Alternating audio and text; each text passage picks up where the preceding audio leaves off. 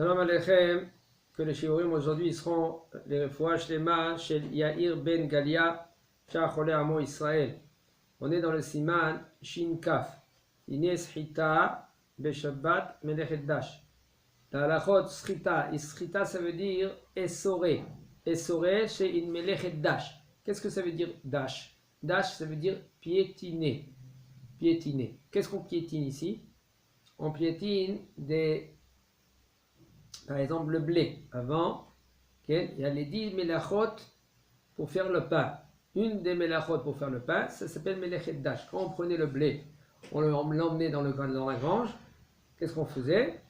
On le piétinait. On prenait une sorte de planche et on l'attachait à l'âne ou au chameau. Non, à l'âne et au taureau, par exemple. On se mettait debout. Et lui, il tapait et il piétinait. Quand maintenant il marchait avec la planche sur le blé, qu'est-ce que ça fait? Ça écrase le blé, ça sépare la peau du blé, la deux peaux, le blé, les peaux du blé. Et après, on prenait, mais c'est melechet zoré. Melechet zoré, ça veut dire on prenait une grande pelle, on jetait en l'air, et ça s'appelle melechet zoré. Le vent il venait, il tapait, il fallait donner un coup, les graines ils tombaient, et quand le vent il tapait et les feuilles, le motz, ça veut dire les tiges du blé et les peaux du blé ils partaient en l'air parce que c'est très c'est mou, pas lourd, c'est pas lourd. Ça s'appelle, qu'est-ce qu'il fait le bonhomme? Il est zoré. Zoré, c'est une melacha.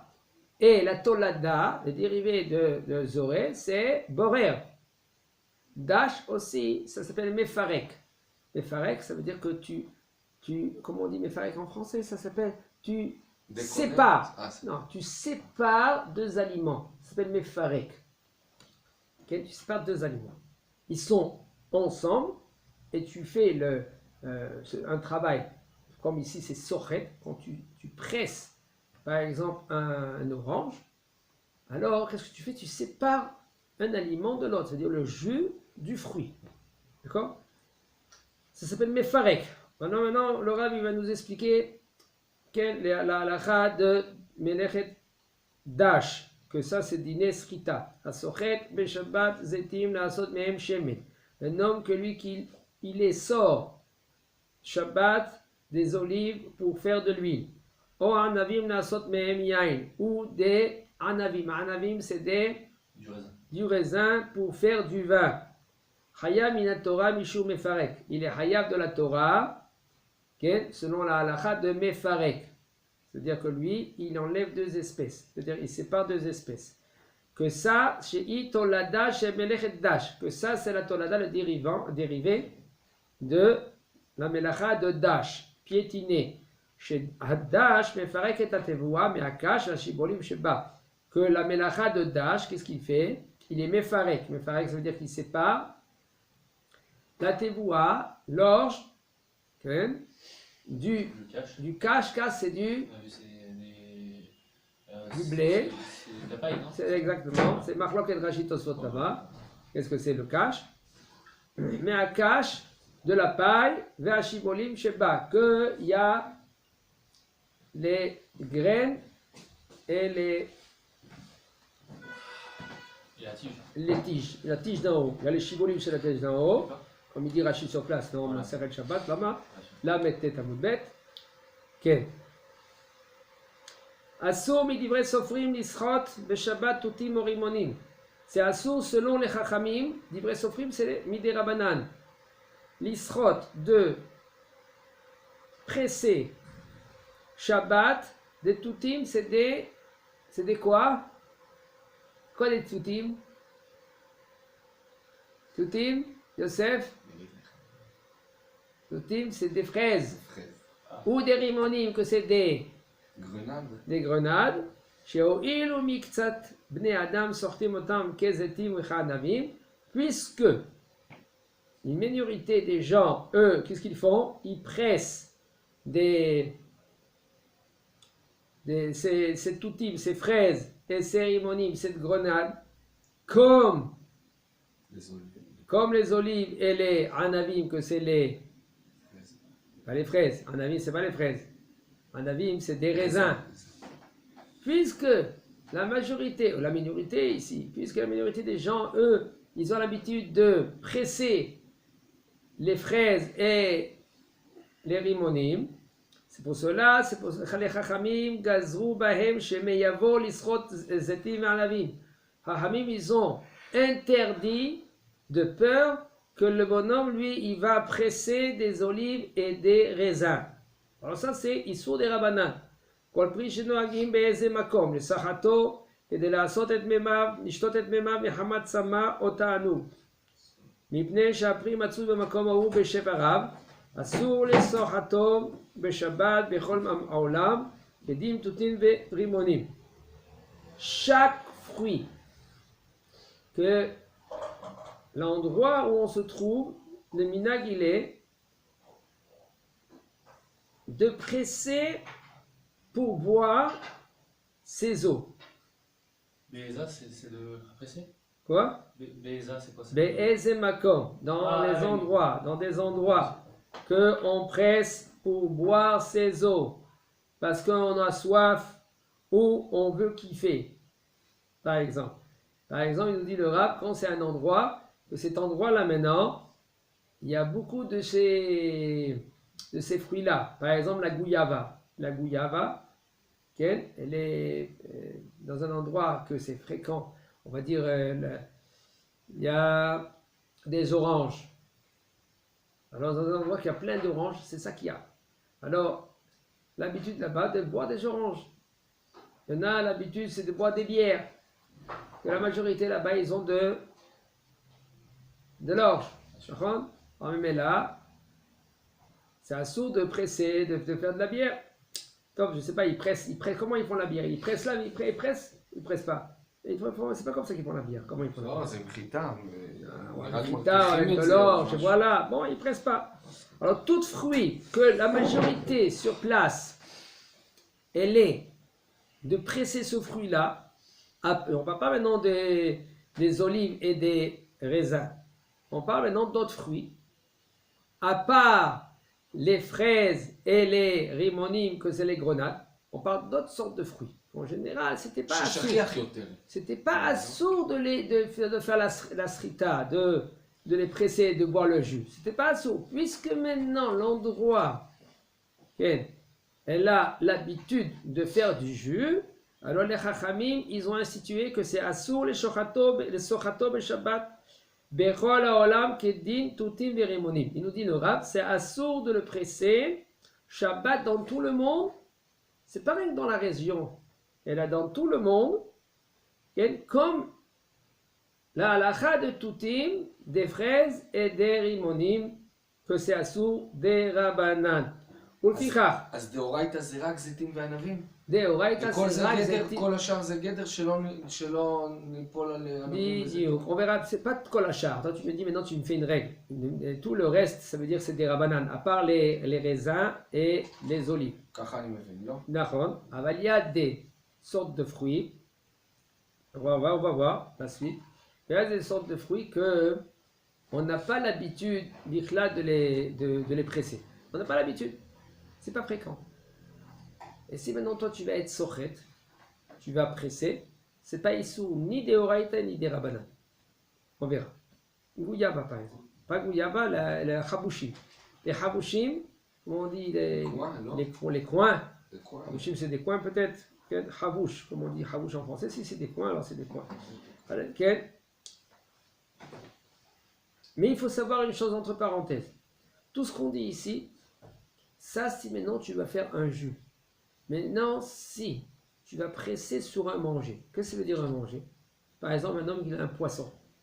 Un homme qui a un poisson et il veut. C'est le citron dessus. Même pareil que le citron. Il veut prendre maintenant des raisins, par exemple.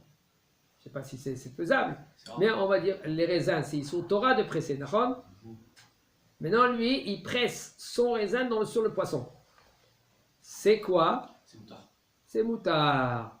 On parle comme maintenant le jus il va être absorbé dans le manger. Mais si maintenant tu mets dans le sucre, En fin de compte, tu mets un peu de sucre là et puis tu presses ton raisin dans le sucre, ça marche pas. Pourquoi? Parce que c'est un trick. Tu vois, le jus, il est là, il flotte. ולפיכך אסור לסחוט אגשים מפני שבכמה מדינות נוהגים לסוחתם למשקה. C'est pour cela que c'est assour de presser. Les agassim, c'est des poires. Pourquoi? Parce que dans ces endroits, il y a des endroits que le minhag chez eux, c'est de presser les agassim, les poires, pour boire. Il y a des jus de poire. וכן אסור לסחוט תפוחי עץ בשבת, שיש מקומות שרגילים לסוחטם. Ainsi aussi, c'est assour de presser des pommes Shabbat. Parce qu'il y a des endroits qui ont l'habitude, les sohatan, à kavana, de les presser.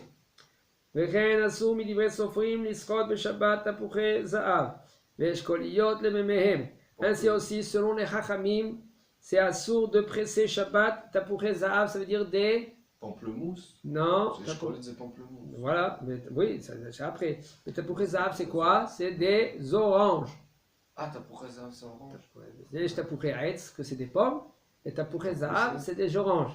Des oranges et des pamplemousses, pour prendre le jus, ça aussi, c'est assour selon des rabbanan. Oh, Pamplemousse, c'est quoi? C'est Eshkoliot, c'est ça? Voilà. Puisque maintenant, c'est fréquent de presser. Bonne question, une bonne question. Tu diras, là, le Rav va te répondre ensuite. D'accord? La question, c'est des quoi? La question, Ken, un peu c'est difficile pour lui de parler en français, Yosef, mais il comprend bien le français. Alors je vais dire la question. La question, elle est, pourquoi le Rav précis? Il dit les pamplemousses, les jus oranges, les poires. Pourquoi il précise? Alors, fais-moi une règle. Quelle est la règle? À part quoi? À part les raisins et les olives, tout ça, sous des rabbanan, les raisins et les olives, c'est sous Torah. Du manger à ce mouton. Voilà. Alors, on verra. C'est une bonne question. De toute façon, les olives et les raisins, c'est issou de la Torah, d'accord? Et à part les raisins et les olives, tout c'est assour des rabbanan. Mais on verra, il y a des cas exceptionnels. On a dit tout à l'heure. Si maintenant, la majorité des gens, ils pressent pas ces fruits-là, c'est pas assour ni des oraita ni des rabbanan. Alors il y a des fruits que, on verra, il y a des fruits qu'on n'a pas l'habitude de les presser. Mais c'est moutard. Et ça sera moutard. On verra. Les poires, va dire qu'elle a l'habitude de faire des jus de poire. Tu sais, tous les poires qui sont pourris, que tu ne les manges pas quand ils sont dans le magasin, ils les prennent et les rendent à Tnouva. Ils font là-bas, ils les mettent. Et ils font des jus de poire. Quand des fois tu achètes des jus, et là-bas ils te disent 30% de poire. Quelle poire ils te mettent là-bas?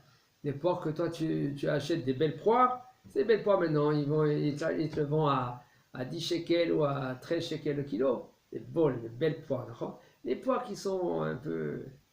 Alors aussi, c'est chez toi à la maison. Alors la maman, elle peut faire une tarte de poire. Mais il ne faut pas les jeter dans la poubelle. Il faut faire très attention. Je vous dis entre parenthèses, très attention de Baal Tashrit. Vas-y, Baal Tashrit. Baal Tashrit, ça veut dire tu n'as pas le droit de... Faire du gâchis. De déchets. Tu as dit du déchet, tu as dit? De gâchis. Du gâchis. Tu n'as pas le droit de faire du gâchis. Le pain, on est censé de ne pas prendre le pain et de le jeter. Alors, qu'est-ce qu'ils font? Ils prennent le pain, ils le mettent dehors sur la fenêtre, comme ça les pigeons ils arrivent. Et il y a un problème dans cela. Pourquoi? Quel est le problème? Le problème, il est maintenant tu salis toute ta fenêtre. Toute ta fenêtre, maintenant c'est plein de pigeons. Ils viennent, ils t'embêtent. Après, tu vas faire peut-être ça à les rails. Pourquoi? Tu vas lui claquer la fenêtre sur la figure. Et après, tu vas faire ça à les rails. Alors, tu mets. Alors, il y en a, qu'est-ce qu'ils font? Ils mettent en bas et puis ils mettent un peu de jus pour les chats. D'accord. Bon. Mais il y en a, qu'est-ce qu'ils font? Ils le prennent, ils le mettent dans un sachet, ils le mettent dans un endroit chez eux à la maison, le temps qu'il pourrit. Après qu'il pourrit, tu mets dans 2 sachets et tu le peux jeter dans la poubelle. Dans 2 sachets. לא עדיף אבל שבריאה אחרת תהנה מזה? Si tu peux, alors là, qu'est-ce qu'ils font? Ils donnent tout leur pain à eux. Il y a une ferme hein, où il y a des coqs, des poules. Et ils donnent tout cela. Maintenant, il t'envoie la bracha. Maintenant, que lui, maintenant, il va commencer à s'amuser à tourner dans les fermes. Et il n'a pas de temps. Si tu as du temps à perdre, va cacher. Tu peux me le donner? Okay. Je t'emmène étudier un peu plus de la Torah. Mais s'il y a encore problème, s'il y a un problème de ta part, aujourd'hui, tu peux un petit téléphone, un petit truc, tu sais maintenant qui c'est qu'il a besoin. Il y en a des gens qui mangent du pain comme ça. Qu'est-ce qu'ils font après? Vous savez qu'est-ce qu'ils font avec le pain? Ils font des miettes de pain. Et avec des miettes de pain, si c'est du pain qu'il a été bessaré, ils font après des schnitzel avec. Des miettes de pain? Qu'est-ce que c'est les miettes de pain? Tout le pain que tu n'as pas mangé aujourd'hui, qu'il a moisi un peu, ils le prennent à l'usine et ils font des miettes de pain. Qu'est-ce que c'est? Des croûtons de pain. Ou des fois oui, des fois non, ça dépend de l'usine. Si maintenant tu payes le croûton de pain, par exemple à 15 shekels le kilo, alors c'est des pains que tu as. Si c'est maintenant à 5 shekels le kilo, la boîte par exemple. Ça dépend, comment ils font, tu crois? Il y en a qui me disent des saucisses. Vous savez qu'est-ce que c'est des saucisses? D'où ça vient les saucisses? C'est le déchet des déchets, de la viande. Les os, tout, ils prennent et le broient, comme ça, et après ils te font des saucisses. Et ils mettent la couleur, Voilà. Et après ils te mettent des... Mais c'est ça la saucisse? Qu'est-ce que c'est la saucisse? C'est quoi les saucissons là? Les saucissons c'est quoi? Les merguez. Hein? Je ne sais pas. Mais il faut savoir, c'est ça. Maintenant toi tu manges, t'as aucun problème. Mais c'est de la mange, c'est du manger. Il y en a qui mangent. Qui t'a dit que c'est pas bien pour le corps, les os? Qui t'a dit ça? Peut-être les os c'est bien. Il y a du sidane. Vous savez le lait d'aujourd'hui, combien il est? Combien de lait il y en a? Combien de pourcentage de choumin, de graisse il y a dans le lait? 3%. Ou il y en a même 1%. Tout le lait aujourd'hui, la couleur du lait, il est quelle couleur? C'est faux. Il n'est pas blanc. Il est presque jaune. Le vrai lait, il est presque jaune. C'est possible. Va voir dans une ferme. Regarde le lait, tu verras. Il est presque jaune. Il est épais. Quand tu bois, c'est comme tu vas le manger, tu le manges. Presque tu le manges. Presque. Quand tu veux faire par exemple il y en a qui aiment du Nescafé avec de la crème. Hein? Tu dans ton Nescafé, tu prends du lait directement, c'est de la crème. Pas besoin que tu fais de la crème. Hein? T'as de la crème. Tout le reste, ils font des fromages, tout cela. Alors aujourd'hui, ok, on revient chez nous. C'est pour cela, aujourd'hui, tous les sortes de manger, ils sont... C'est pas comme avant, c'était. Tu veux maintenant prendre du lait qui est 100%, faut que tu payes. Le litre, c'est pas à 5 shekels, le litre, en Israël. C'est peut-être à 25 shekels. Il y a des organi, ça s'appelle. Comment ça s'appelle organi? Ça s'appelle hein, on est en français organi? Organi. Naturel, les gars. Naturel, les gars. Donc c'est vraiment, là, c'est vraiment le vrai lait. Vrai lait, 100%, 100%. Mais on a. Du coup, vous dites qu'il est un peu jaunâtre. C'est ça? Ah ben alors, qu'est-ce que je vous ai dit tout à l'heure? Il doit être excellent alors, si. Exactement. Très bon. Ah, ok, alors. À un moment donné, ça fait des années, moi je buvais rien que ce lait-là. Maintenant, il faut savoir pourquoi, parce que j'habitais à côté d'une ferme. Alors, je prenais 5 litres. On ne peut pas déménager de la Yeshiva vous voulez y aller. Alors, puisque maintenant quelqu'un il a besoin du sidane, alors maintenant il y a dans les os, il y a du sidane. Sidane, c'est du calcium. Du calcium. Alors, il y a dans les os, il y a tout. Bon, c'est à gérer. Chacun, puisque maintenant il y en a beaucoup que ils pressent les tapouzim, les shkoliot, les oranges, etc. Il faut être rigoureux dans les tomates, les kadomé. Et ceux-là qui, peut-être les concombre, non, mais les tomates, oui. Pourquoi? Parce que les tomates, on a l'habitude de faire des jus de tomates. D'accord? De ne pas les presser seulement sur le manger. Et c'est assourd de presser le tapouz, ça veut dire l'orange, même sur le sucre qui est dans le verre. C'est assourd. Et il faut interdire de presser des oranges, même Yom Tov. Même qu'il n'y a pas de issour de presser Shabbat, seulement des Rabbanan. Ou Mishum Shekol Shrita Beyom Tov Asura, puisque maintenant, tout de presser Yom Tov, c'est aussi assour des Rabbanan. Ou Mikol Makom. Mutar Lisrot Tapuz. Al ochel beofan sherov amitz nivla baochel. Par contre, c'est permis de presser sur le manger. Quoi? L'orange. Okay. On parle en condition que la majorité du jus, il se... Beofan, c'est à condition? J'ai pas dit, beofan, c'est pas condition. Beofan, il faut que. Au moins, ok. Et moi, j'ai changé parce que quand je t'ai dit hier, le Rav, comme il parle l'hébreu, c'est pas comme le français. Tu me dis la halakha, si tu traduis comme tu le traduis en français, tu vas comprendre la halakha tordue. Je vous ai dit ça déjà. Il faut essayer de comprendre la halakha, savoir la halakha même de la base. Pas rien que de lire. C'est ça que les gens, même les Israéliens, combien de fois on lit les halakhot, même en hébreu, quelqu'un qui connaît bien la halakha, bien à l'hébreu, il peut lire et peut se tromper. Et qu'un cas de Bedi Abad, il le fait de Khatila.